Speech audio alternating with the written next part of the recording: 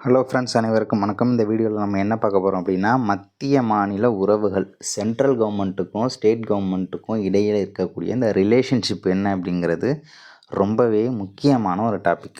அப்படி பார்க்கும்போது மத்திய மாநில உறவின் அச்சாணி அப்படின்னு பார்க்கும்போது இந்த அதிகார பகிர்வு தான். ஏன்னா அதிகார பகிர்வு நம்ம நாடு பார்த்தோம்னா கூட்டாட்சி கொண்ட நாடு. ஓகேவா? மத்திய அரசும் மாநில அரசும் இணைந்து செயல்படுறாங்க. ஓகேவா? அதனால தான் அந்த அதிகார பகிர்வு அப்படிங்கிறது இங்கே ரொம்பவே முக்கியமான விஷயம்.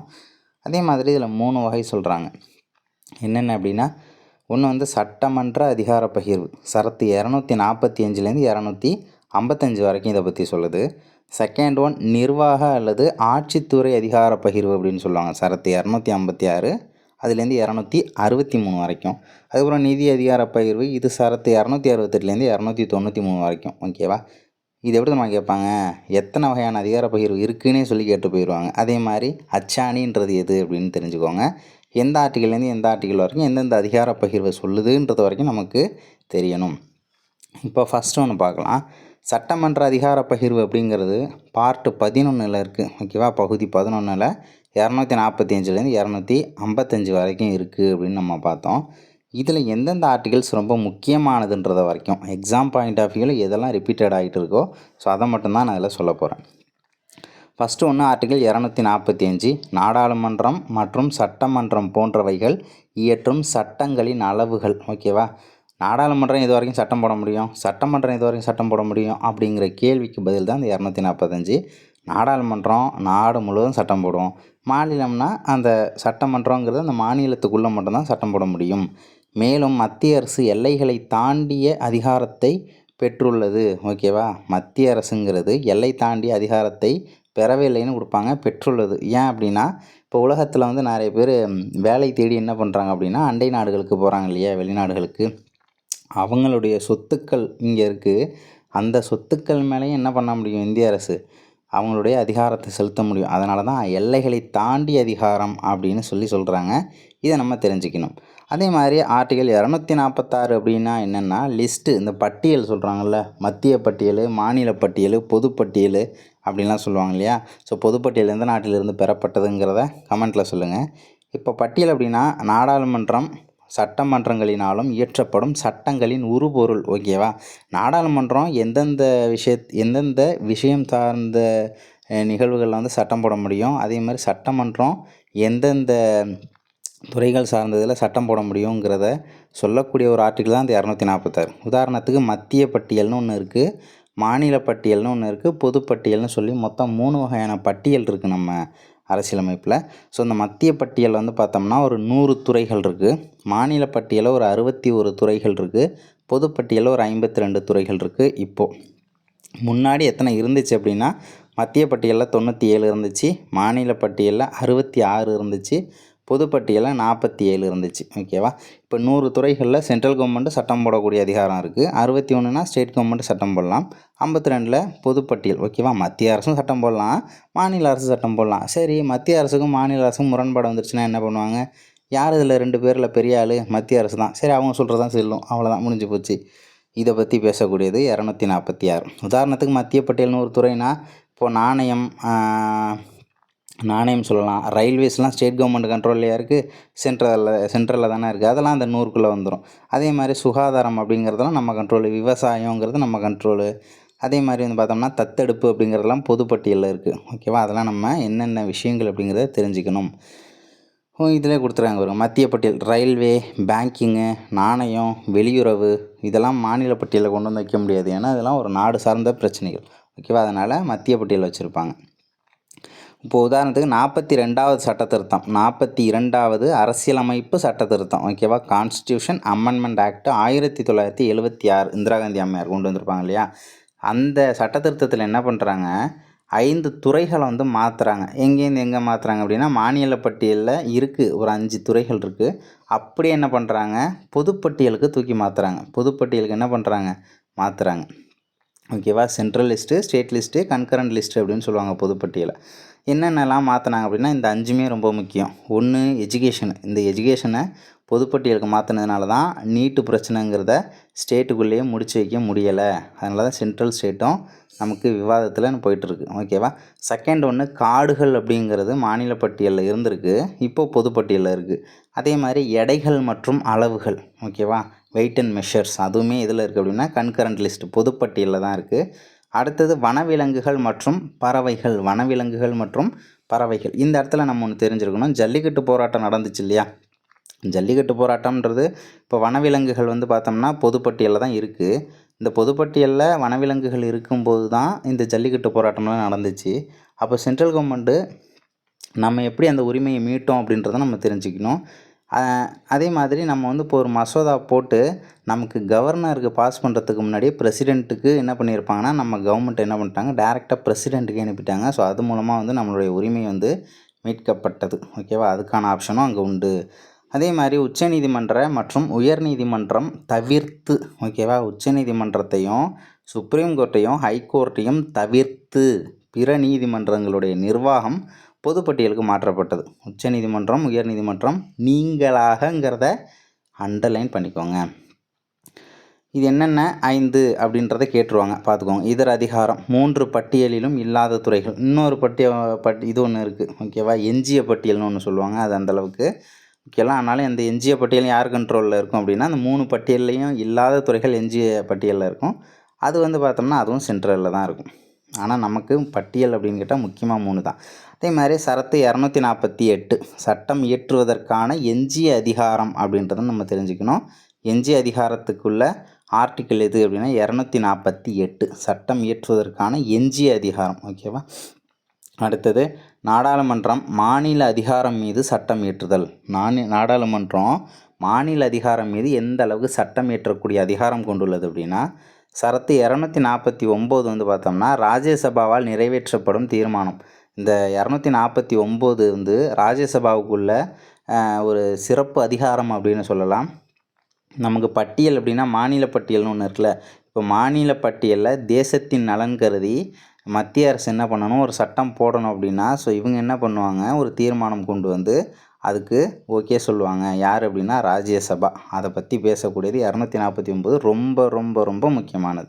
அதே மாதிரி தேசிய அவசர காலத்தின் போது மாநில பட்டியல் மீது சட்டம் இயற்றலாம். தேசிய அவசர நிலை போயிட்டுருக்குது, அந்த டைமில் மாநிலம் எல்லா மாநிலங்களையும் பாதுகாக்க வேண்டியது யாரோட கடமை அப்படின்னா மத்திய அரசாங்கத்துடைய கடமை. அந்த டைமில் என்ன பண்ணுவாங்கன்னா, மாநில பட்டியல் மீது சட்டம் போடக்கூடிய அதிகாரம் அரசியலமைப்பு சட்டமே நமக்கு தந்திருக்கு. என்ன அப்படின்னா ஆர்டிக்கிள் 250. ஓகேவா. அவசர காலத்தின் போது மாநில பட்டியல் மீது சட்டம் இயற்றலாம். அடுத்தது என்னென்னா சரத்து 252 மாநிலங்கள் கோரிக்கை வைக்கும்போது, ஐயா எங்கள் மாநிலத்தில் கொஞ்சம் அரசியல் சூழல் சரியில்லை, அதனால் எங்கள் லிஸ்ட்டில் இருக்கக்கூடிய துறைகளில் நீங்கள் இது தொடர்பாக சட்டங்கள் கொண்டுட்டு வாங்க அப்படின்னு சொல்லிட்டு மாநிலங்களையே போய் ரிக்வெஸ்ட் பண்ணுறாங்க. யாருக்கிட்ட, சென்ட்ரல் கவர்மெண்ட்டுக்கிட்ட. மாநிலங்கள் கோரிக்கை வைக்கும்போது சென்ட்ரல் கவர்மெண்ட் என்ன பண்ணுவாங்க, சட்டம் இயற்ற முடியும். சரத்து 252. ஓகேவா. அடுத்தது சரத்து 253 சர்வதேச ஒப்பந்தத்தை செயல்படுத்த. இப்போ இந்தியாவுக்கும் ஜப்பான் இல்லை இந்தியா ரஷ்யா ஏதோ ஒரு ஒப்பந்தம் ஒன்று போட்டிருக்காங்க, ஏதோ ஒரு அக்ரிமெண்ட்டு. உங்கள் நாட்டில் நான் இந்த மாதிரி டெவலப் பண்ணி தரேன், ஸோ இந்தந்த துறைகளில் நான் முதலீடுகள்லாம் செஞ்சு தரேன் அப்படின்னு சொல்லிட்டு கேட்குறாங்க. ஒரு அக்ரிமெண்ட்டு நாடு முழுவதும். அந்த ஒப்பந்தத்தை செயல்படுத்துறதுக்கு என்ன பண்ண முடியாது, நம்ம ஸ்டேட் கவர்மெண்ட்டுக்கிட்டலாம் அவங்க ஒத்துக்க மாட்டேன் அப்படின்லாம் சொல்ல முடியாது. அந்த மாதிரி ஒப்பந்தத்தை செயல்படுத்துறதுக்கான அதிகாரமும் உண்டு. சரத்து 253. ஒருவேளை அந்த துறை மாநில பட்டியலில் இருந்துச்சுன்னா மத்திய அரசு சட்டம் போடுவாங்க. ஓகேவா. சர்வதேச ஒப்பந்தம் அப்படின்னா 253. அவசர நிலைனா 250. ஓகேவா. நம்மளே போய் ரிக்வெஸ்ட் பண்ணால் 252. சர்வதேச அக்ரிமெண்ட்டு, ஓகேவா, இன்டர்நேஷ்னல் அக்ரிமெண்ட் அப்படின்னு பார்க்கும்போது நமக்கு என்னென்னா 253 இருந்தது. சரத்து 357னா ஜனாதிபதி ஆட்சியின் போது. ஜனாதிபதி ஆட்சி என்ன ஆர்டிக்கிள் 352. ஓகேவா. ஜனாதிபதி ஆட்சி, தேசிய அவசர நிலை சொல்கிறோம்ல, ஜனாதிபதி ஆட்சியின் போது இந்த சரத்தின்படி சட்டம் இயற்றலாம். 357 யூஸ் பண்ணி என்ன பண்ணலாம், ஜனாதிபதியோட ஆட்சி நடந்துகிட்டு இருக்குது. உதாரணத்துக்கு தமிழ்நாட்டில் அரசியல் சூழல் சரியில்லை, டைரெக்டாக குடியரசுத் தலைவரோட ஆட்சி தமிழ்நாட்டுக்குள்ளே நடக்குது அப்படின்னா இந்த மாநிலத்தில் இருக்கக்கூடிய பட்டியலில் ஏதோ ஒரு துறைகளில் 357ங்கிற ஆர்டிக்கிளை யூஸ் பண்ணி சட்டங்கள் இயற்ற முடியும். அடுத்தது மாநில சட்டத்தின் மீது மத்திய அரசின் கட்டுப்பாடு. மாநில சட்டத்தின் மீது மத்திய அரசு எங்கே கட்டுப்பாடு வச்சுருக்கு அப்படின்னு பார்த்தோம்னா, நமக்கு தெரியும் சிஎம் வந்து பார்த்தோம்னா, இப்போ உதாரணத்துக்கு ரம்மி அப்படிங்கிற ஒரு கேம் வந்து இருக்குது. ஸோ அதை தடை பண்ணுங்க அப்படின்னு சொல்லிட்டு ஒரு மசோதா வந்து சட்டமன்றத்தில் கொண்டு வந்து அதை வந்து கவர்னருக்கு வந்து அனுப்பி வைக்கிறார். ஓகேவா? கவர்னருக்கு என்ன பண்ணுறாரு, அனுப்பி வைப்பார். ஏன் அப்படின்னா, ஒரு சட்டம் நிறைவேறணும் அப்படின்னா அந்த மாநிலத்தில் இருக்கக்கூடிய கவர்னர் கையெழுத்து போட்டால் மட்டும்தான் அது சட்டமாக மாறுங்கிறது நமக்கு தெரியும். கவர்னருக்கு அனுப்பினோன்னா கவர்னர் என்ன பண்ணுறாரு, எனக்கு இதில் முடிவெடுக்க தெரில, நான் வந்து பிரசிடெண்ட்டுக்கிட்ட கலந்து ஆலோசிக்கணும் அப்படின்னு சொல்லி ஒரு வார்த்தையை சொல்லிடுறாரு. பிரசிடெண்ட்டுக்கிட்ட கேட்டுக்கிட்டு தான் நான் செய்ய முடியும்னு சொல்லிட்டு, அவருடைய பதில் எனக்கு ரொம்ப முக்கியம், நான் அவரை கேட்கணும், அவரை வந்து கன்சிடர் பண்ணணும் அப்படின்னு சொல்லி ரிப்ளை கொடுக்குறாரு. ஓகேவா? அப்போ பிரசிடெண்ட் யார்? மத்திய அரசு. கவர்னர் யார்? State government. ஓகேவா? அப்போ மாநில சட்டத்தின் மீது மத்திய அரசோட கட்டுப்பாடு அங்கே இருக்குது தானே. எந்த ஆர்டிக்கிளை யூஸ் பண்ணி நான் அவர்கிட்ட பரிந்துரை கேட்கணும் அப்படின்னு சொல்லுவார் அப்படின்னா, சரத்து 201 அதை தான் அப்படி சொல்கிறாங்க.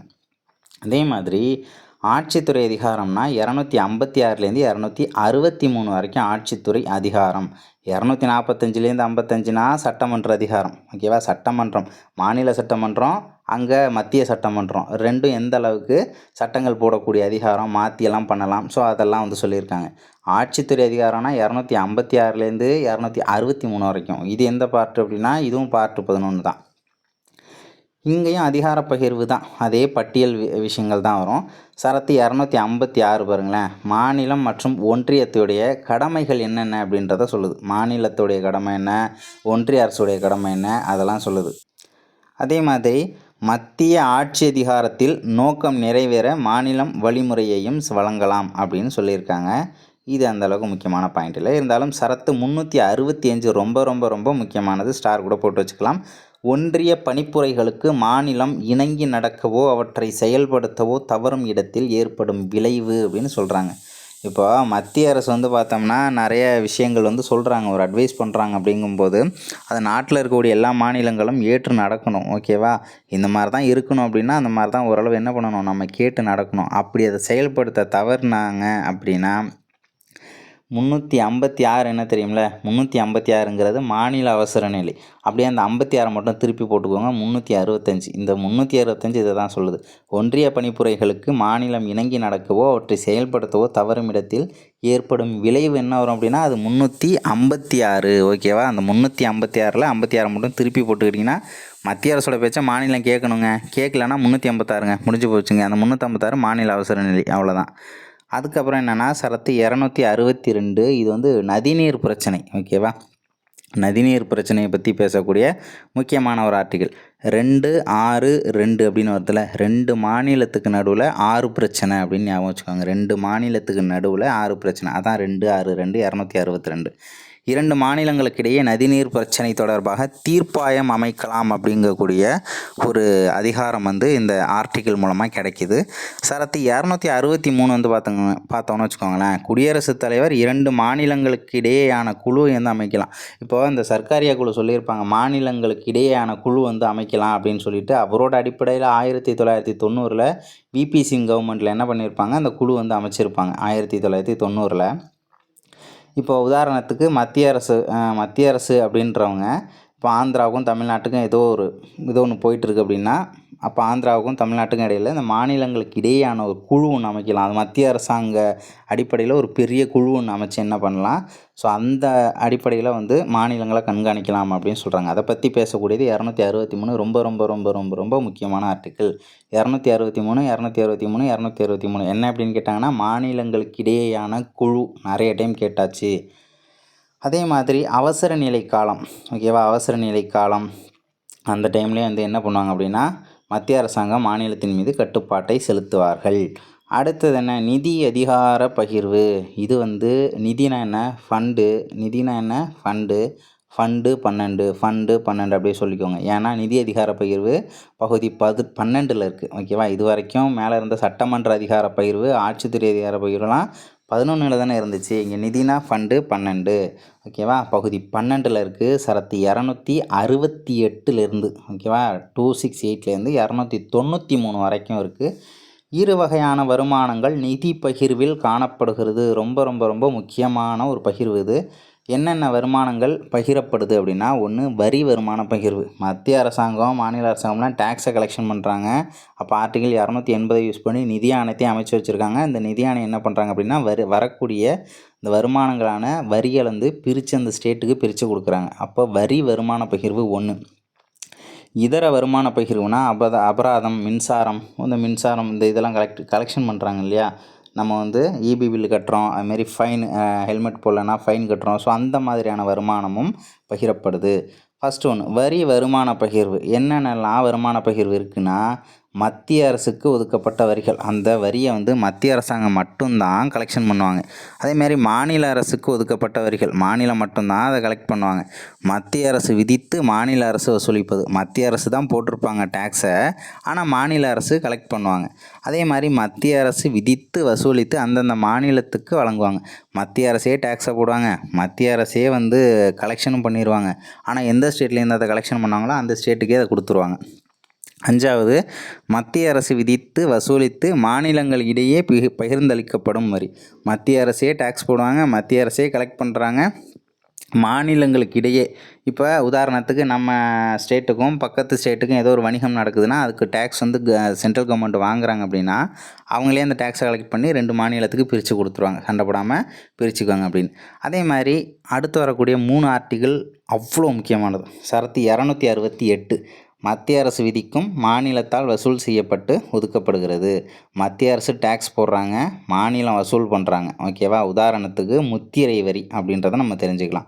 மத்திய அரசு டேக்ஸ் போடுறாங்க, மாநிலம் வசூல் பண்ணுது. ஓகேவா, மத்திய அரசு டேக்ஸ் போடுறது சென்ட்ரல் கவர்மெண்ட்டு, கலெக்ட் பண்ணுறது ஸ்டேட் கவர்மெண்ட்டு. 268. அடுத்தது 269. மத்திய அரசு தான் டேக்ஸ் போடுறாங்க, அதே மாதிரி மத்திய அரசே வசூல் பண்ணுறாங்க, அந்தந்த மாநிலத்துக்கு கொடுத்துட்றாங்க. ஓகேவா, அது 269. இது வந்து மாநிலத்துக்கு இடையேயான பொருள் மீதான விற்பனை வரி. 270 அப்படின்னா மத்திய அரசு விதித்து வசூலித்து அந்தந்த மாநிலங்களுக்கு இடையே பகிர்ந்தளிக்கப்படும் வரி. இது வந்து விவசாயம் தவிர்த்த அனைத்து வரி வருவாய். இந்த 3மே ரொம்ப முக்கியம். 268 என்னென்னா சென்ட்ரல் கவர்மெண்ட் தான் 3த்தையுமே பாருங்கள், 268, 69, 270ல் டேக்ஸை போடுறது சென்ட்ரல் கவர்மெண்ட்டு. ஓகேவா, அப்படியே ஆர்டராக ஞாபகம் வச்சுக்கோங்க. 68, 69, 70க்கு ஃபஸ்ட்டு வந்து மாநிலம் வசூல் பண்ணுறாங்க. ஓகேவா, வசூல் பண்ணி எடுத்துக்கிறாங்க. செகண்ட் ஒன்று அடுத்த 2மே வந்து சென்ட்ரல் கவர்மெண்ட்டு தான் வசூல் பண்ணுவாங்க. அவங்களே வசூலித்து அந்த மாநிலத்திட்டே கொடுத்துருவாங்க.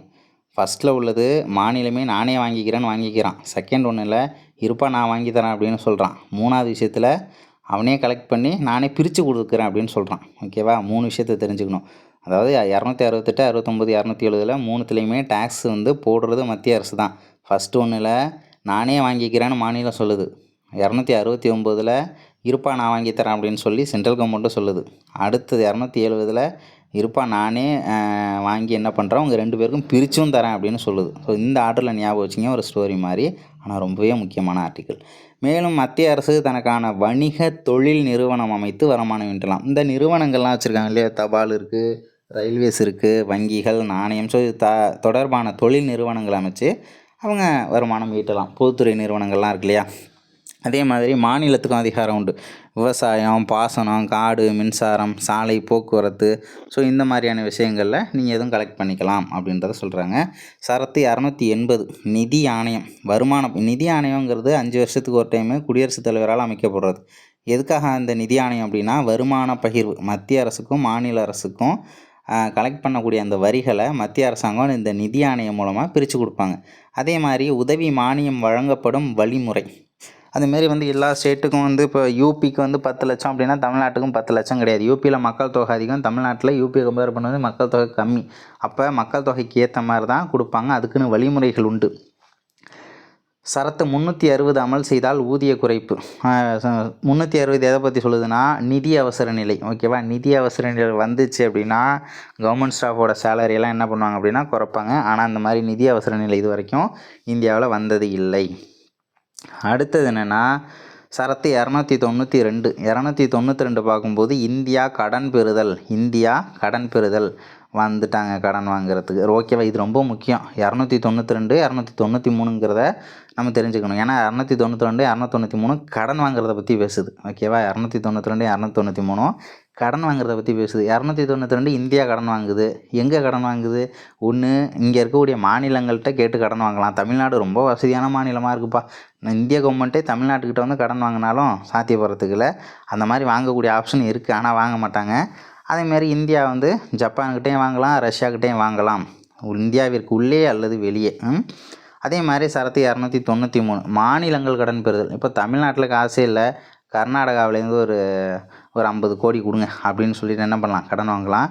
கர்நாடகா தரல அப்படின்னா சென்ட்ரல் கவர்மெண்ட்டை பார்த்து ஐயா 50 கோடி ரூபா கொடுங்க அப்படின்னு சொல்லி இந்தியாக்கிட்டே நம்ம கேட்கலாம். மொத்தத்தில் மாநிலம் கடன் பெறுதல் 293, நல்லா தெரிஞ்சுக்கணும். அடுத்தது என்ன அப்படின்னா மத்திய மாநில உறவுகள். மத்திய மாநில உறவுகள்ங்கிறது ரொம்ப முக்கியமான ஒரு ஏரியா. மத்திய மாநில உறவுகள் சார்ந்த குழுக்கள் மட்டும் ஜஸ்ட்டு தெரிஞ்சுப்போம், ஆனால் நம்ம படிக்கிறது வந்து எது தேவையோ அதை மட்டும் தெரிஞ்சுக்கலாம். ஃபஸ்ட்டு ஒன்று ஐயங்கார் குழு 1949, கோர்வாலா குழுங்கிறது 1951, ஆப்பிள் பை ரிப்போர்ட் அப்படின்னு சொல்லி ரிப்போர்ட் ஒன்று இது பண்ணிருப்பாங்க. இதெல்லாம் முக்கியம் கிடையாது, இருந்தாலும் 1953. நிர்வாக சீர்திருத்த ஆணையம் ரொம்ப முக்கியமானது, 1966 to 70 இந்த பீரியடில் போட்டிருப்பாங்க. ராஜமன்னார் குழுங்கிறது 1969, 71 ரிப்போர்ட்டு. அனந்தபூர் சாஹிப் தீர்மானம் அப்படிங்கிறது 1973. மேற்கு வங்காளம் 1977. சர்க்காரிய குழு முக்கியமானது 1983 to 88. வெங்கட செல்லையான்னு பார்க்கும்போது 2000 to 2003. இரண்டாவது நிர்வாக சீர்திருத்த ஆணையம் 2005. பூஞ்சி குழு 2007 to 2010. எஸ்ஆர் பொம்மை வழக்கு அப்படின்னு பார்க்கும்போது 1994. ஸோ இதெல்லாமே முக்கியமான குழுக்கள். கடைசியில் வரது மட்டும் ஒரு கேஸு, ஓகேவா? இது வந்து ஜஸ்ட்டு தெரிஞ்சுக்கோங்க. எதுவும் கேட்டாங்க அப்படின்னா, மேட்ச்சில் கேட்டாங்க அப்படின்னா நம்ம போடணும். அப்படி இல்லை ஐயங்கார் குழு எதுக்காக போடப்பட்டது அப்படின்னா மத்திய மாநில உறவுகளுக்காக போடப்பட்டது. ஜஸ்ட்டு ஒரு 3 டைம் மட்டும் நீங்கள் படிச்சுக்கலாம். ஓகே ஃப்ரெண்ட்ஸ், அதாவது நம்ம பார்ட் 2ல் வந்து பார்த்தோம்னா இந்த மத்திய மாநில உறவுகளுக்காக போடப்பட்ட இந்த குழுக்கள்லாம் என்னென்ன பரிந்துரைகள் கொடுத்தாங்க அப்படிங்கிறத நம்ம அடுத்த வீடியோவில் பார்ப்போம். இதுவுமே ரொம்ப முக்கியமானதான். இதை வந்து கண்டிப்பாக நீங்கள் நோட்ஸ் எடுத்து படித்து தான் ஆகணும். ஏன்னா வந்து அங்கங்கே நிறைய நம்ம புத்தகத்தில் இருக்கக்கூடிய பாயிண்ட்டு அது எல்லாமே ஒரே தொகுப்பாக கிடைக்கும். அதே மாதிரி எக்ஸாம் பாயிண்ட் ஆஃப் வியூவில் ப்ரீவியஸ் இயர் கொஸ்டினாக எவ்வளோ கேட்டிருந்தாங்களோ ஸோ அதையும் வந்து நம்ம அடுத்த வீடியோவில் பார்க்கலாம். இது வரைக்கும் உள்ளதை நோட்ஸ் எடுத்து கிளியராக நோட்ஸ் எடுத்து வச்சுக்கோங்க. ஆர்டிகல்ஸ்லாம் கொஞ்சம் கலர் பென்ஸ் யூஸ் பண்ணி எழுதிக்கோங்க. இதெல்லாம் ரொம்பவே முக்கியமானது, ஓகேவா? அதில் முக்கியமானது அப்படின்றதையும் ஜஸ்ட்டு சொல்கிறேன், அதையும் தெரிஞ்சுக்கோங்க. என்னென்ன அப்படின்னா இந்த 42 சட்டத்திருத்தம் 5 துறைகள் என்னென்னு தெரியணும். 248 என்னென்னு தெரியணும். 49 முக்கியம். 252, 253, 357, அதுமாதிரி 201 தெரியணும். 256, 365 எல்லாமே தான் கொடுத்த எல்லாமே. 264 ரொம்ப முக்கியம். 263 ரொம்ப முக்கியம். அதே மாதிரி இங்கே வந்து பார்த்தோம்னா இந்த 268, 69, 70 ரொம்ப ரொம்ப ரொம்ப ரொம்ப முக்கியம். அதையும் தெரிஞ்சுக்கோங்க. 280 ரொம்ப முக்கியம். இது கடன் வாங்குறது அடிஷ்னலாக தெரிஞ்சுக்கோங்க. ஸோ அடுத்த வீடியோவில் சந்திக்கலாம். தேங்க்யூ. நம்ம ப்ளேலிஸ்ட்டில் அடுத்த பார்ட் ஆட் ஆயிரும், அதையும் ஃபாலோ பண்ணிக்கோங்க. தேங்க்யூ.